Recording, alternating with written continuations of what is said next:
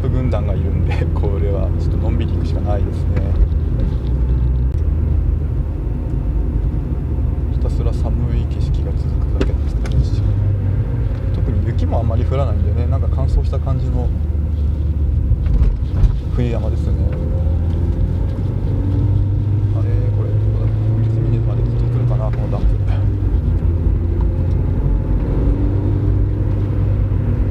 あとちょっとブレーキがちょっとねゴーゴーいっちゃってるんですけども、少し前にちょっとサーキットした時にブレーキパッドをちょっと終わらしちゃってちょっとパッドというかこの台座の方までちょっと行っちゃってたんで、ちょっとローター傷がついちゃってるんで、しばらくローターが平らになるまでゴーゴーいっちゃうんですよね。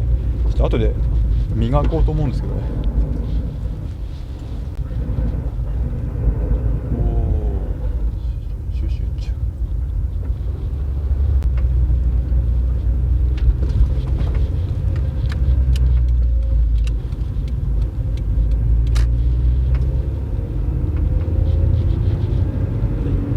ダムの上のルートですね。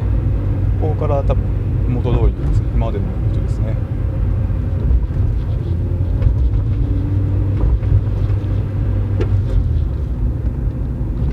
前に1台車がいる。2台。5キロ以上道なりです。はい。